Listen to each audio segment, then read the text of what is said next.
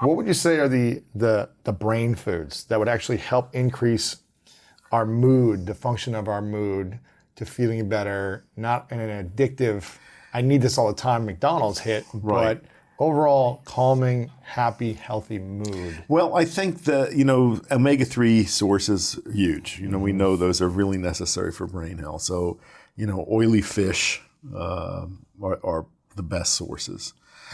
I think there are some of the mushrooms. The one most studied is lion's mane, which is a very good edible mushroom, but that really looks as if it improves cognitive function and protects the brain. I think anti-inflammatory agents like turmeric, ginger are great. Olive oil is good Olive too. oil, of course. Do you take supplements yourself? I do. I take a multi-nutrient supplement. I take CoQ10. I take magnesium. I take a number of mushroom formulas. Really? And you make them yourself? I don't make them, but a friend of mine does, and I'm a great believer in mushrooms and their medicinal benefits. How long have you been studying mushrooms?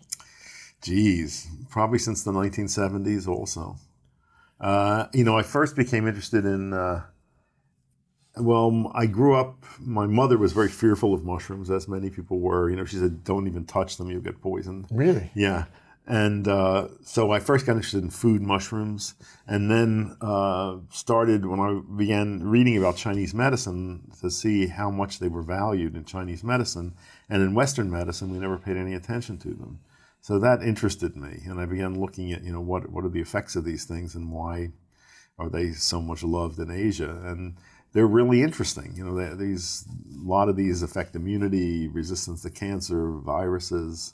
They're great. So I began, really became knowledgeable about mushrooms. Really? Yeah. So you take them daily or weekly? And I eat mushrooms whenever I get the chance. Mushrooms are powerful, huh? They're real powerful. Wasn't there a documentary called The Magic Power of Mushrooms or something? I'm sure. Did you see this on Netflix, I think? Yeah. There's how many species of mushroom? Countless. I don't think we know. Thousands, right? Yeah, thousands and thousands. And the percentage of them that can kill you is very tiny. So when you go out, when you learn to pick wild mushrooms, the first thing you want to do is learn the ones that can kill you. Right. And those are fairly easy to learn. And then once you learn those and avoid them, you can experiment. And the worst thing you're going to get is a stomach ache of one sort or another. For a few hours and you'll be fine. Yeah. Talk to me about teas, because I'm interested in teas. Sure. And the power of teas, and what is the purpose of tea, and why do people drink it so much in general? Okay, first of all, tea all comes from one plant. It's Camellia sinensis, the tea plant.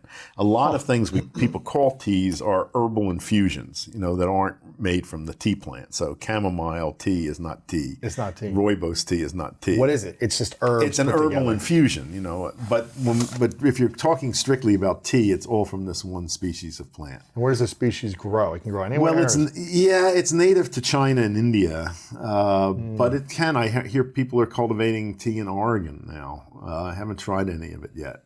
Interesting. Anyway, so it can grow over a wide, it can't take frost, but it can grow in, a lot of different areas. Okay. But then there are many varieties of tea depending on how the tea is grown, how it's treated, whether it's steamed, dried, roasted, toasted, how long it's oxidized. And you've got like everything from white tea, which is very delicate, green tea, oolong tea, black tea,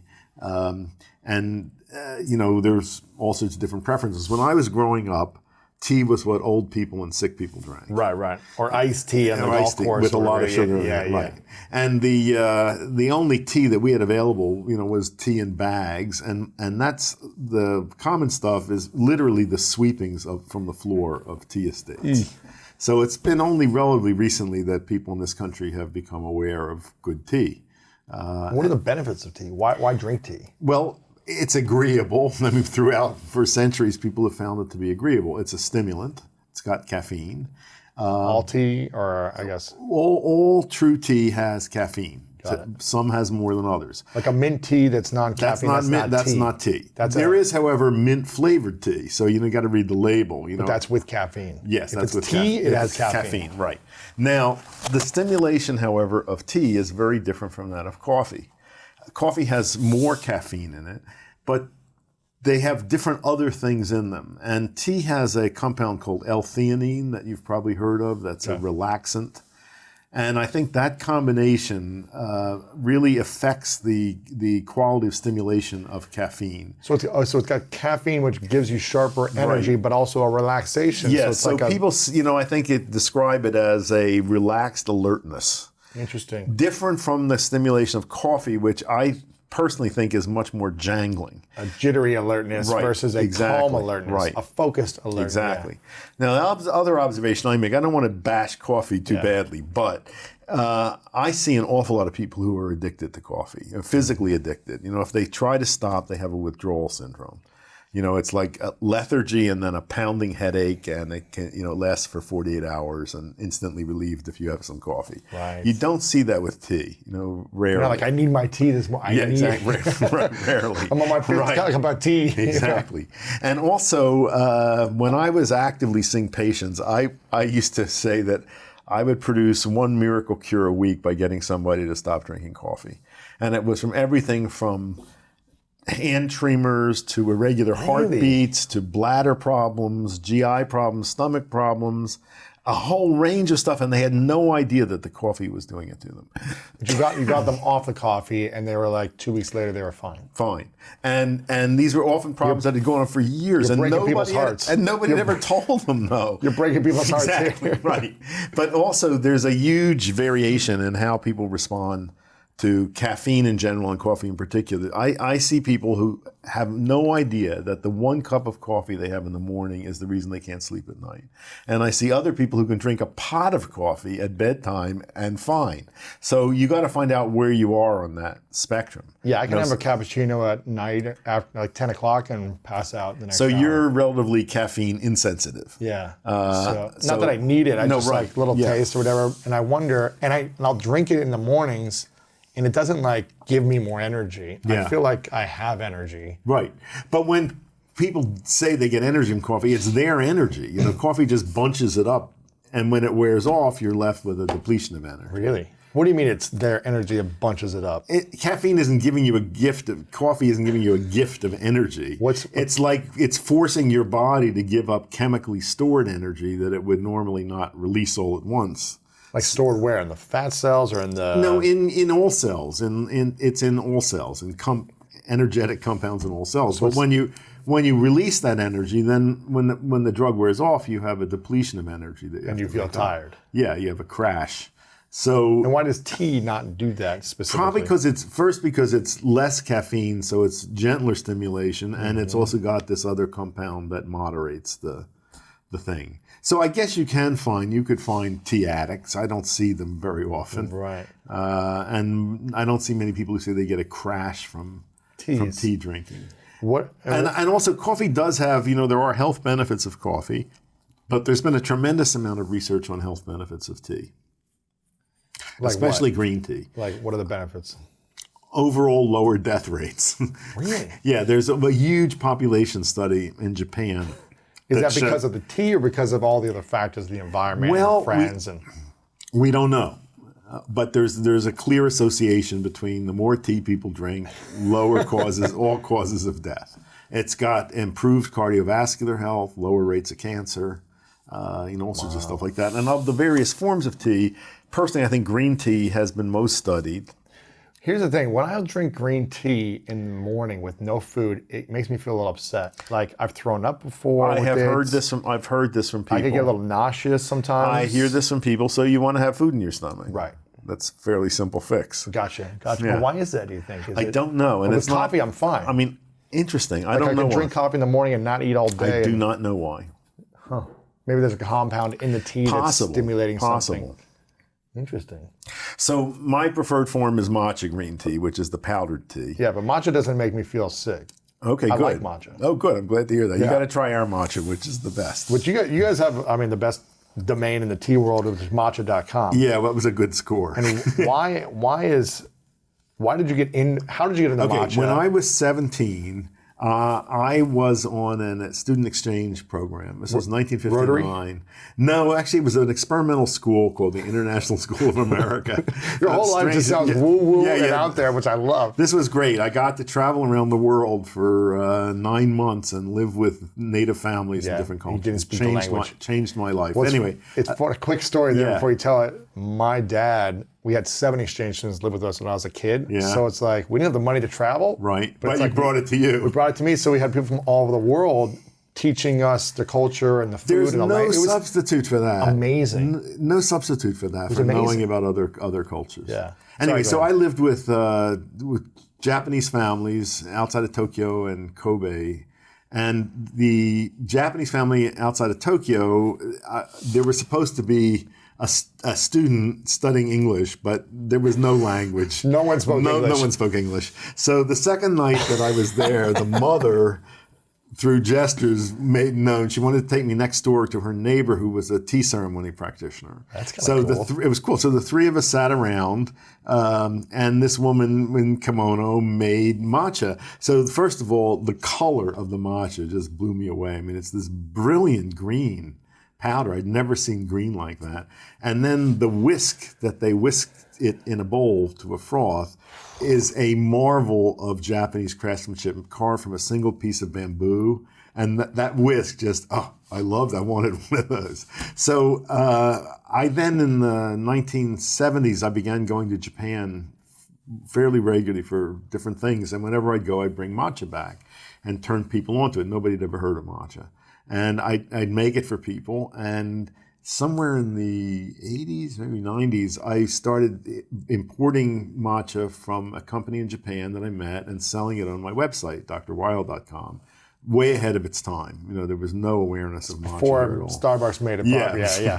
So, but then watching matcha suddenly become popular here, I was amazed, but also disappointed that so much of the matcha here was terrible. Well, it's just sugar infused. But also the matcha itself, because it's such a fine powder, it's got a huge surface area. It oxidizes very quickly. So if it's not stored properly, it loses that green color, becomes sort of yellowish green or gray green. It gets bitter.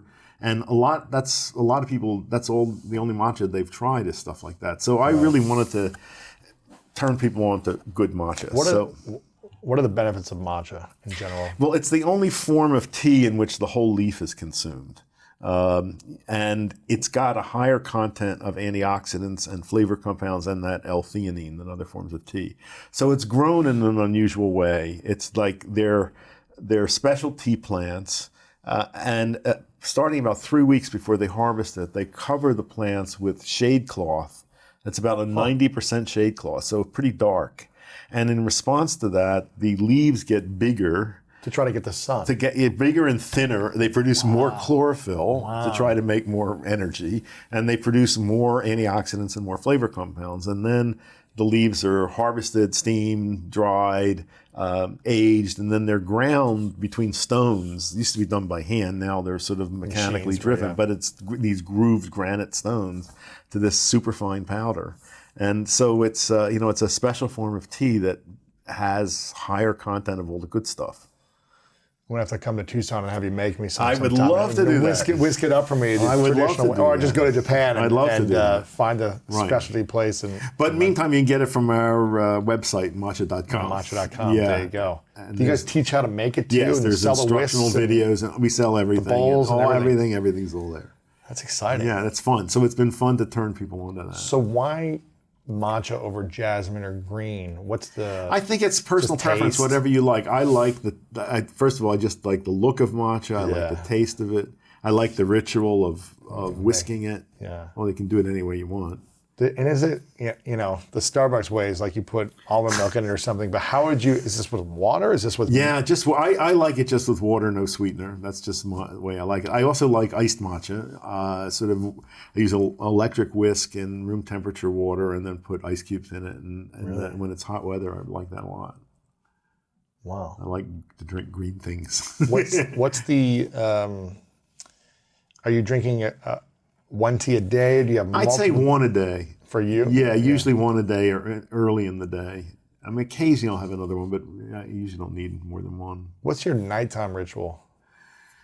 My nighttime ritual, I eat early. What's that, 5, 7? 4 to 5, I would say. That's your dinner. Yeah, I like to cook. So even if I'm by myself, I usually cook for myself. Simple stuff, but I like simple, delicious things. So, and I like cooking for other people. And then after dinner, I like to often read, watch movies, depending on the weather, of course. I mean, if it's up in BC and it's light till 10 o'clock, I'm, outdoors and. Right. You're living the dream. You've done so many different interesting things. What's the thing you're most proud of that you've created for the world? There is now a center at the University of Arizona College of Medicine named the Andrew Weil Center for Integrative Medicine. That's pretty cool. Yes. That's pretty cool. And we're the world leader in education in this field. Wow. As I said, we've graduated over 2,000 physicians from our trainings. We train medical students. We have our curriculum in 80 residency programs. We train other health professionals. We train, chiropractors, dentists, nurses in integrative medicine. And, as I've always said, one day we'll be able to drop the word integrative. It'll just be good medicine. And that's coming. And integrative is that the exclusion of medicine, like traditional medicine? No, it builds on conventional medicine. So you still can prescribe absolutely traditional medicine. Yeah, if I've always said if I'm in a serious car accident, I don't want to first go to a Christian Science practitioner or a chiropractor or shaman. I want to go to a trauma center and get put back together. But then I'd use other methods I know to speed up healing. Right. So I think frankly, one of the things I can see happening, I think that a lot of smaller and community hospitals aren't going to be there in the future. I think nobody's going to be able to afford, that stuff. And that what we call conventional medicine, allopathic medicine, that may become a specialty for dealing with trauma, for critical illness, and there'll be one large facility in cities that has all the hardware. And there'll be new kinds of institutions that'll come into being, that I think of as healing centers. So that's one possible future. You've seen the obesity go up in America since the last 50 years. Yeah. It probably wasn't 2/3 back then. It was probably 1/3 maybe, or not even. I don't know what it was back then. Well, I remember watching, a few years ago, I watched the whole Ken Burns documentary on World War II. Okay. It was on PBS. And there were many crowd scenes, both military and civilian, thousands of people. You don't see a single fat person in those crowds. Is it because they didn't have the money to buy food? Is it because they're, No, it's not. And, the other interesting thing is if you look what people were eating in those days, they didn't know a lot of what we know now. They weren't processing food as much, too, right? So, but people ate, they were eating meat and potatoes and rice pies and blubber. Yeah. But it was real food made from scratch. They were not eating manufactured food. They weren't eating fast food. There was no fast food then. Right. But there's an enormous change in how people looked. I read there was a book that came out a few years ago that was trying to argue that the obesity epidemic was an artifact of statistics, the way we were measuring people. Bullshit. You just look at this, it's like unbelievable how people have changed. Everyone was fit or looked thinner back then, right? And now everyone looks fatter. Yeah. What do you think in the next 50 years we're going to be as a country in terms of obesity?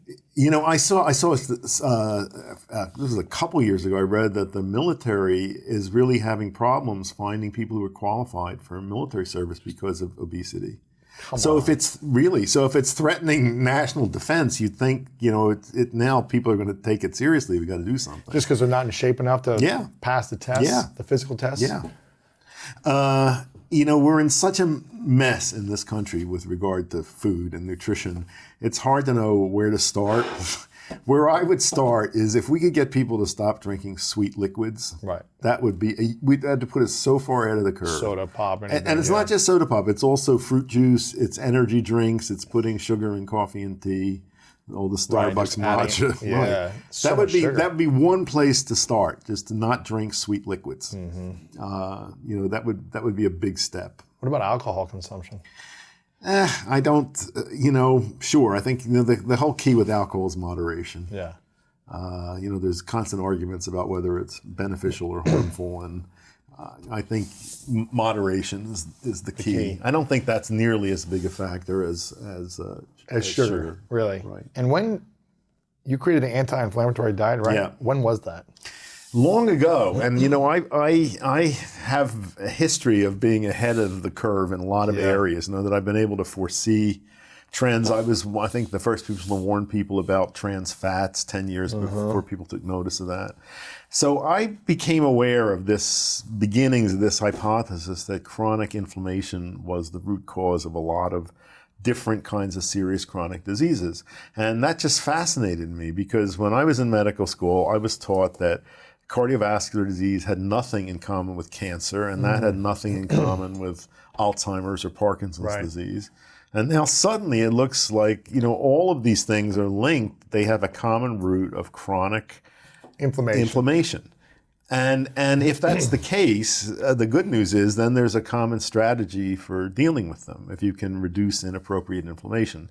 So I think there's a lot of misunderstanding about inflammation. Inflammation is the cornerstone of the body's healing response. That's inflammation. So inflammation is good when you're in pain. Well, it's good. It's the way the body gets more nourishment and more immune activity to an area that's injured or under attack. Right. So we all know it on the surface of the body. It's redness, swelling, pain, heat. But we aren't aware of it necessarily internally, and especially if it's low level. Inflammation is so powerful and it's so potentially destructive that it's very important that it ends when it's supposed to end and stay where it's supposed to stay. So you don't want it throughout your body all the time. If inflammation persists, if it outlives its purpose, then it causes disease. And it looks now, if you can't produce enough inflammation, you're vulnerable to infection. If you produce too much inflammation, you're vulnerable to allergies and autoimmunity. And it looks like if you've got low-level chronic inflammation going on for a long time, you greatly increase risks of cardiovascular disease, of neurodegenerative disease, and cancer. And so I think one of the best things we can do is learn how to contain it. So what are the factors that influence it? It's partly genetic, it's stress. Exposure to environmental toxins is a big one. Secondhand cigarette smoke is a very powerful pro-inflammatory agent. But diet has a huge influence, and that's one that's potentially under our control. Right. And I think there's no question that the mainstream North American diet is strongly pro-inflammatory. It gives us the wrong kinds of fats, the wrong kinds of carbs, and not enough of the protective elements, which are mostly in fruits, vegetables, herbs, spices, tea, things like that. Yeah. So what would be the anti-inflammatory diet? So a base of high quality produce. And the government always tells us to eat more fruits and vegetables, but the emphasis really should be on vegetables. Because fruits are sugar sources, and you want to, veggies, more veggies. More veggies. You want to avoid pro-inflammatory fats, which are things like, hydrogenated fats, margarine, vegetable shortening, and the polyunsaturated vegetable oils. Okay. So, you want to eat olive oil should be your main thing. Fat. Or avocado oil. Or avocado oil, yeah. Gotcha. Nuts, seeds, good. They're good, yep. Yes. In terms of carbohydrate, it's not that carbohydrates are bad, it's that you want to reduce consumption of quick digesting ones, the ones that turn quickly into blood sugar. So everything made with flour. And that's all the snack foods, all the, it's everything, yeah. And sweeteners in general. I mean, that doesn't mean you live without sugar completely, but you want to really keep that to a minimum. So is this all flour, or is this just more? It's all flour. I think one of the almond flour and. Well, that's a nut. So that's better.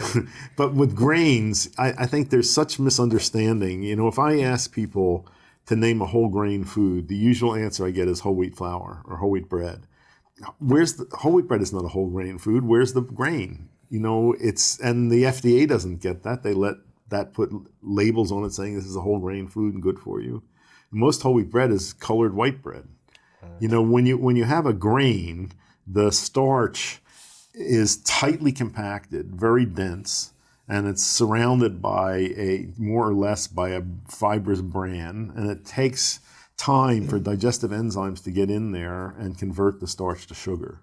when you mill a grain into flour, whether or not the bran is present, whether or not the germ is present, you convert the starch into a material with an infinite surface area. And it's a snap for digestive enzymes that turn that into sugar. So people don't understand this. There's a big difference between a whole grain that you can see or a grain cracked into a few big pieces and flour. It's not what I tell you to eat that's important. It's what I tell you not to eat. So the Okay. first thing is don't eat grains, period. No grains. No grains. And that includes rice, that includes corn. I just gave a paper at the American Heart Association 3 weeks ago at the Lifestyle and Epidemiology annual meeting where we looked at